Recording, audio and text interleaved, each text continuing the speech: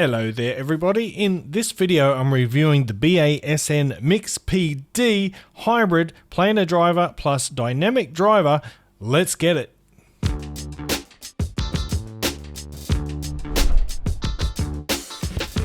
What's cracking audio fans, it's David here from Prime Audio Reviews. So the MiX-PD, yeah, bit of an interesting driver combo there. One planar driver and one dynamic driver. The dynamic driver is in charge of the bass. The planar driver handles the mid-range and the treble. And this guy is coming in at a mean $79. So we're well into that entry level, well under that $100 mark. And this is what the box looks like. And I just want to show you inside because look at this case. Oh my goodness. Oh man, I reckon NASA gives their astronauts IEM cases like that. Check it out. Oh, I like it. It's awesome. Now inside of here, you do get quite a few different. Alright, let's have a look. You get a few different sets of ear tips. You get a 3.5 to 6.35 millimeter adapter. You get a little cleaning tool. So yeah, once again, just like last time, BASN has been fairly generous with the accessories. But yeah, I had to show you that case. I think it's pretty wicked. Right, let's bring in the IEMs. This is what they look like. They do look pretty sweet, I reckon. That is an aluminium alloy faceplate you're seeing there. I like those horizontal lines. It's quite stylish with the white logo, brand logo there. Pretty cool. But you know what's really cool about these shells is the width of them. Check that out. So these sit really flush and low profile in your ears. So these are great for if you want to lay down in the bed or wherever on the sofa with IEMs. These are really good because they don't stick out of your ears.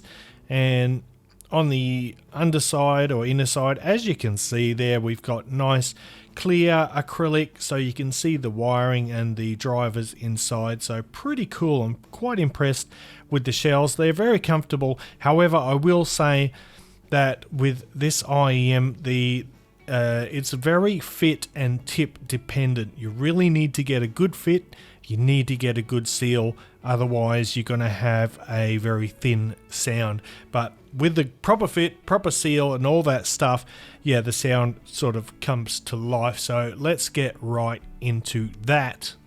Oh, I just realized Australia's upside down. We can't be having that. We can't be having that. There we go. Oh, and wait, before we get into the sound, I just want to talk about the cable for a second. There it is there. It's a silver-plated copper cable. It's pretty good quality. It handles well. It doesn't have microphonics, but due to the pre-formed ear hooks and the sort of the thinness of the cable above the Y splitter, it does like to get tangled up quite a bit. But apart from that, yeah, it's a pretty good cable. So with an impedance of 31 ohms and sensitivity of 106 dB, the MiX-PD is nice and easy to drive. You don't have to worry. It's not one of those KZ planars that requires a tractor engine to drive your amplifier. You can plug these straight into a phone or a little dongle, whatever you please, and you'll be fine. Now, basically, the MiX-PD has a neutral tone with an elevated bass. It's somewhere between serious and fun in nature. The mids and the treble, they're kind of uncolored and businesslike, while the bass has a more playful aspect.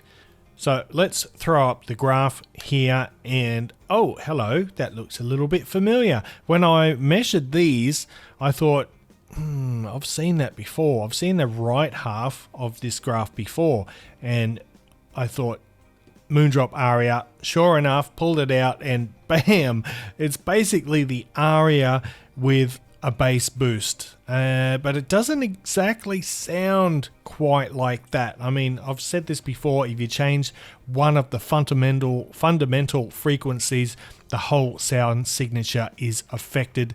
So don't be thinking this is Aria with more bass. It doesn't quite come off like that. Now, the bass is delivered, as I said, by the dynamic driver, and the bass has classic dynamic driver characteristics like authority and the ability to physically move air. Now, it's a powerful bass, but it's not overdone and it's not dominant in the mix. It does have a powerful sub-bass response and it can deliver a palpable rumble, but it doesn't really sacrifice clarity in the mid-range and the treble by doing so. So it's not really a destructive bass. It's pretty good quality. It's nice and tight and all that stuff, but it is boosted and it does, I mean, the mids and the treble are somewhat drawn back in relativity to the bass. So let's move on to the mid-range now.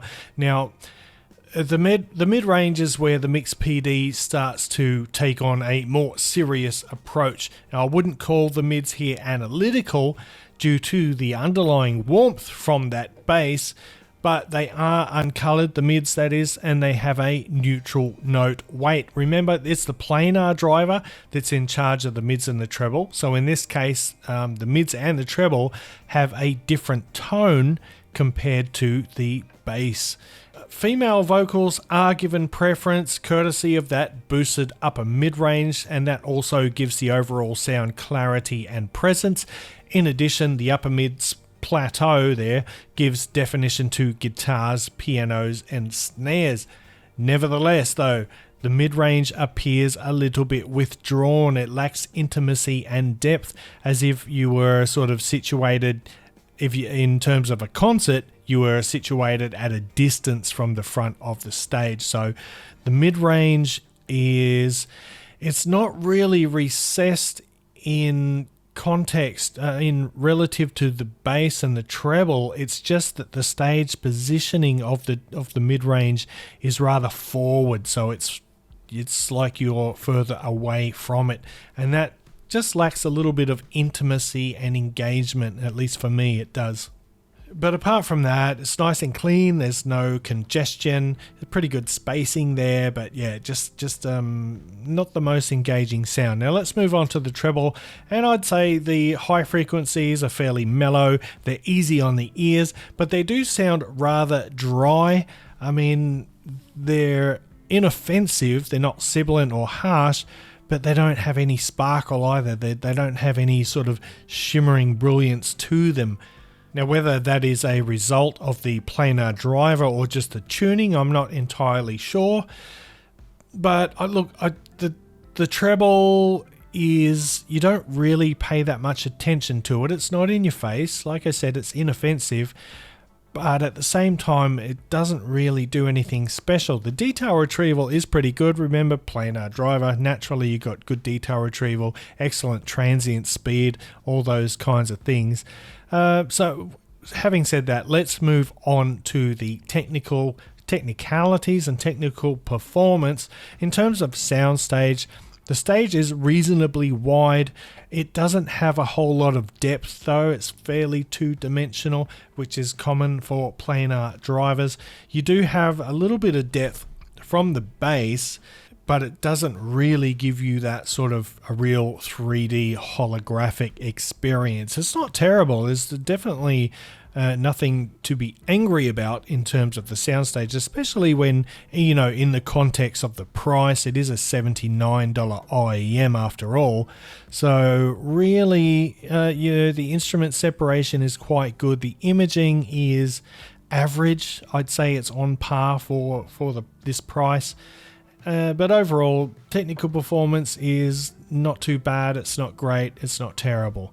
And so to sum up, the BASN MiX-PD, look, I want to love it, but at the end of the day, I just kind of like it. It does a lot of things well. The shells are brilliant. The bass is good, but I really want a little bit more forwardness and I want the mid-range to be a little bit more upfront. Now, I don't traditionally like a really mid-centric IEM. It gets to be a little bit annoying to me. But in this case, I do want those mids to be a little bit closer to the listener. Overall though, really, for $79, considering the build, the accessories, and the sound, the audio quality, these are a pretty good IM. They're just not going to be, you know, in the top 3 sub 100, but if you're interested in a, you know, kind of unique driver configuration, if you want something that's great for laying down with, and they do look slick as well, I mean, check them out, they do look good, then yeah, they're worth, yeah, I don't think you'd be disappointed if you bought these. And having said that, we're going to wrap it up there. Thanks for watching the video. If you liked it, give it a thumbs up, Parfam audiophile style. If you are new here and you want to see more content like this, consider hitting that subscribe button before you go. And until next time, I'll see you later.